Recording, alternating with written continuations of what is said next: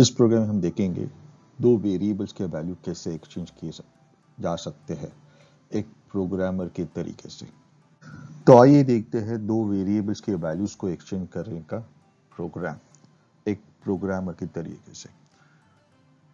हम इस प्रोग्राम में कोडर का तरीका भी देखेंगे और ये समझने की कोशिश करेंगे कि क्यों एक प्रोग्रामर का तरीका बेहतर है। तो शुरुआत करते हैं इंक्लूड स्टेटमेंट से। इंक्लूड stdio.h और इंक्लूड conio.h। फिर मेन फंक्शन ओपन करेंगे। जैसे मेन फंक्शन ओपन करते हैं हम मेन फंक्शन के ब्रैकेट को क्लोज करते हैं।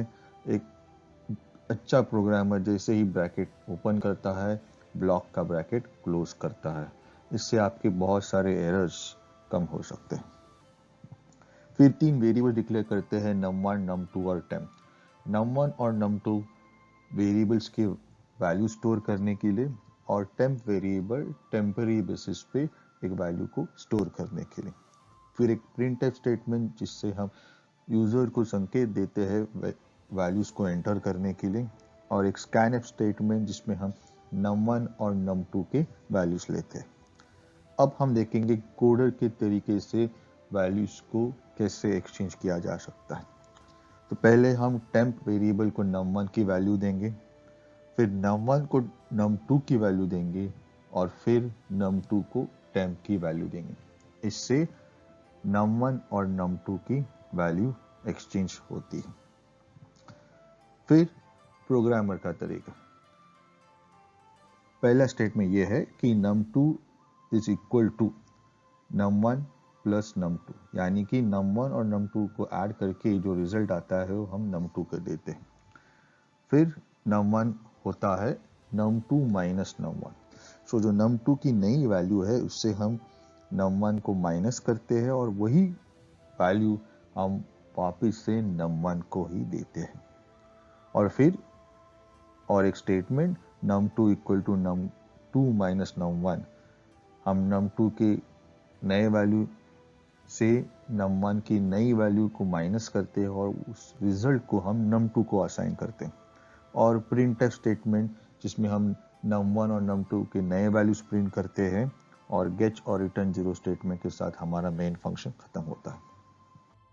अब हम इस प्रोग्राम का ड्राई रन करेंगे और इस प्रोग्राम को टेस्ट करेंगे कोडर और प्रोग्रामर के तरीके से।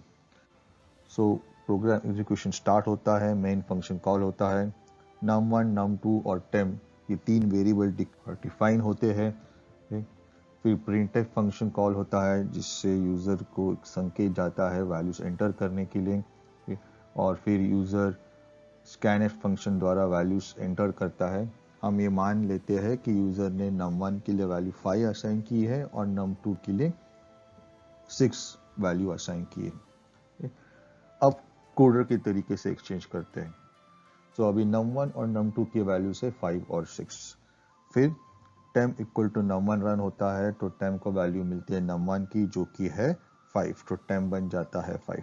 फिर num1 इक्वल टू num2 तो num1 को num2 की वैल्यू मिलती है तो num1 बन जाता है 6।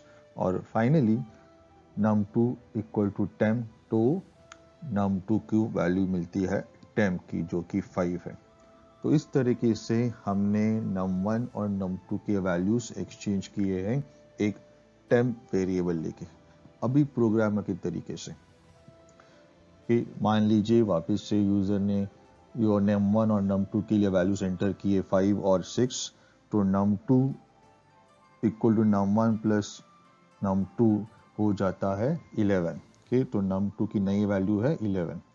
अब num1 equal to num2 minus num1, num2 है 11, num1 है 5, num2 माइनस num1 मतलब 11 माइनस 5 तो num1 की वैल्यू हो जाती है 6।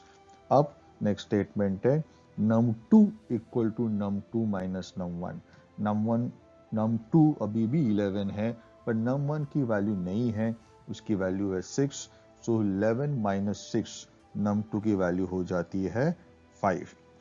पहले वैल्यू थी 5 और 6, अभी num1 और num2 वैल्यू हो चुकी है 6 और 5। तो हमने प्रोग्रामर के तरीके से भी वैल्यू एक्सचेंज की है।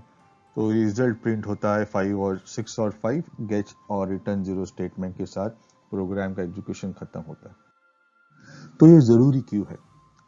याद रखिए, जब भी आपके प्रोग्राम को एक वेरिएबल की वैल्यू की ज़रूरत होती है तो उसे आपके प्रोसेसर को रोकना होता है और कंट्रोल ट्रांसफ़र करना होता है मेमोरी या रैम के पास, जहां आपके वेरिएबल्स होते हैं। इससे आपके प्रोग्राम एग्जीक्यूशन पे फर्क पड़ता है, आपका प्रोग्राम एग्जीक्यूशन स्लो हो जाता है।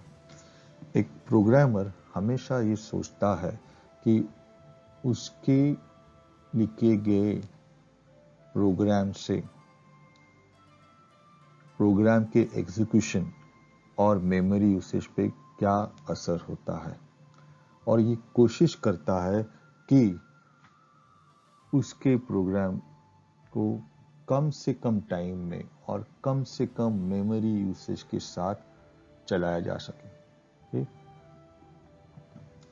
एक प्रोग्रामर उसके प्रोग्राम का कॉम्प्लेक्सिटी एनालिसिस करता है। ये कॉम्प्लेक्सिटी एनालिसिस क्या है? इससे प्रोग्राम में लगने वाले टाइम को और मेमोरी का हमें एनालिसिस होता है और इससे कैसे हम कम करें। एक कोडर सिर्फ कोड लिखता है, वो ये सोचता नहीं है कि प्रोग्राम का उसके मेमोरी और टाइम का क्या रिलेशनशिप है। हमेशा एक प्रोग्रामर की तरह प्रोग्राम लिखे और ना कि कोडर की तरह। Friends, if you found this video useful, then please like it. Do subscribe to the channel by clicking on the subscribe button. Also share this video and playlist with your friends. Thank you for watching.